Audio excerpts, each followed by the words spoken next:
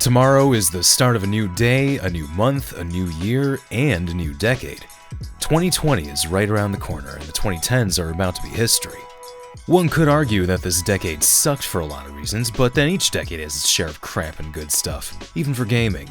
But rather than being miserable and dwelling on terrible things like how disappointing a lot of highly anticipated sequels were, or how microtransactions have basically ruined entire franchises, I want to focus on the good things we got out of this decade in video games. My first choice for one of my favorite games of this decade goes to Red Dead Redemption.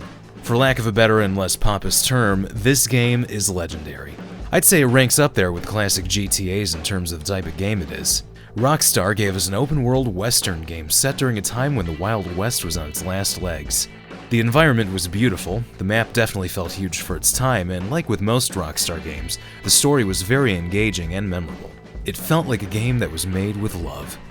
Which probably doesn't make any sense because the developers actually had a hell of a tough time trying to finish it, and it was probably meant to be out way sooner than it was, but nevertheless, they had a brilliant game in the making.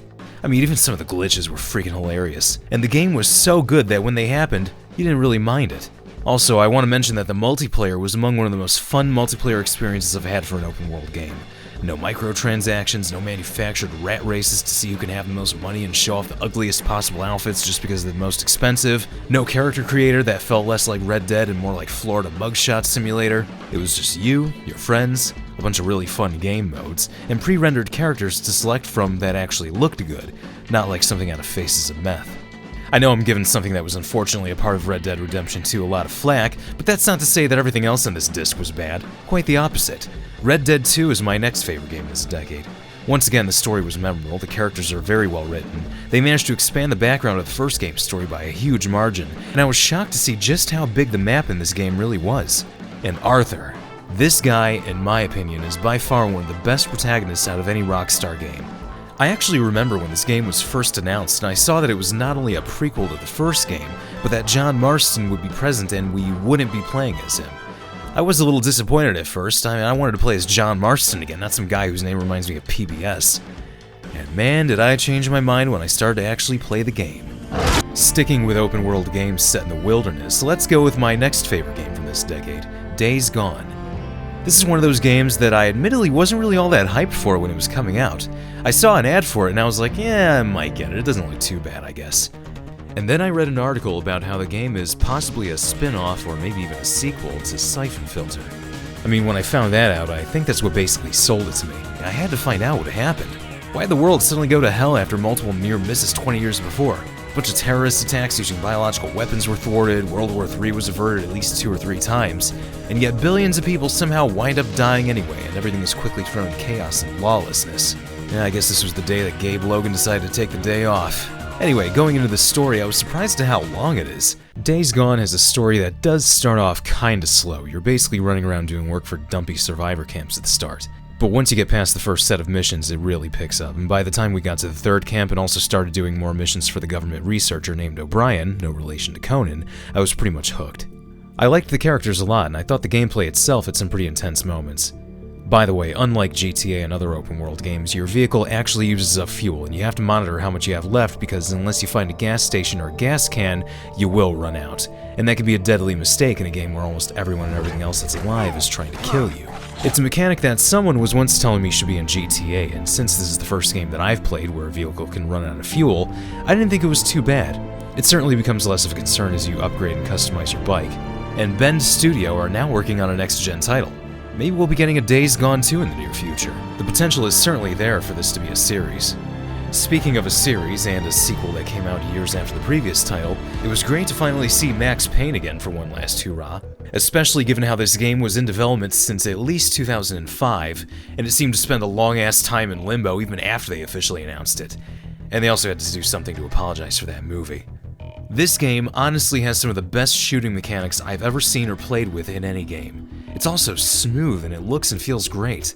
In fact, it's almost hard to believe that this game came out in 2012 on the Xbox 360 and PS3. I feel like it could easily pass for a current-gen title, since there's games that have come out in the last 2 years that don't even look or play half as good as this. Some have argued that the story isn't as good as the first two, but I didn't think it was that bad of a story.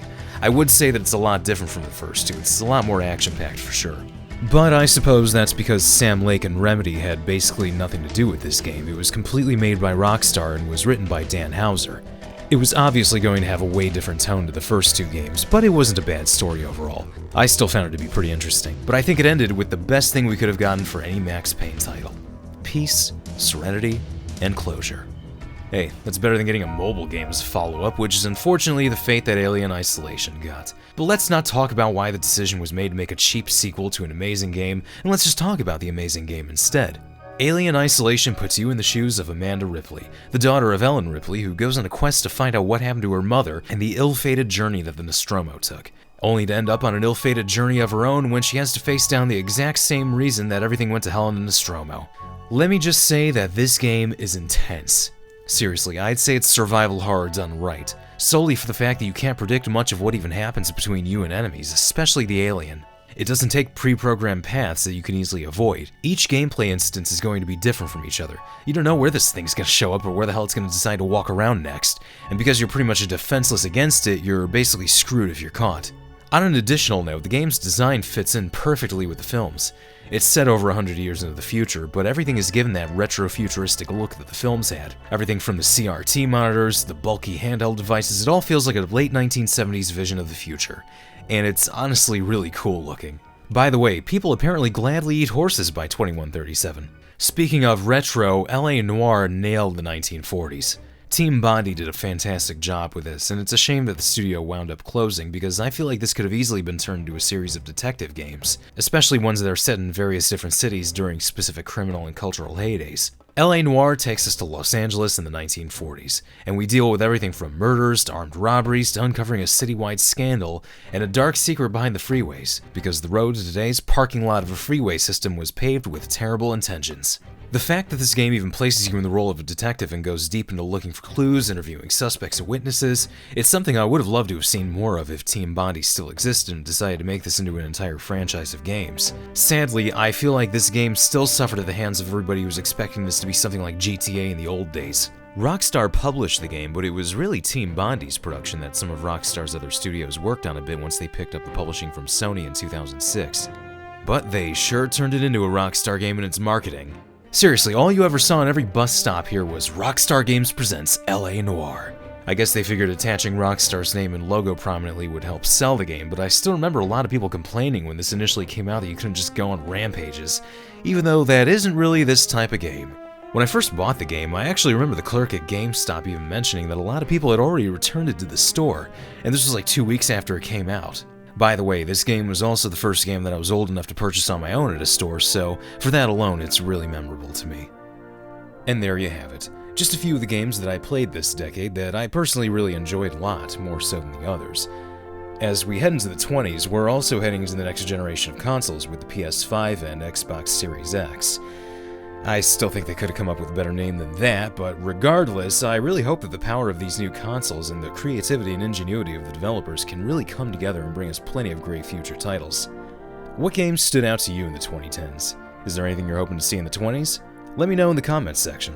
Thanks for watching, have a happy new year, and I'll see you in 2020.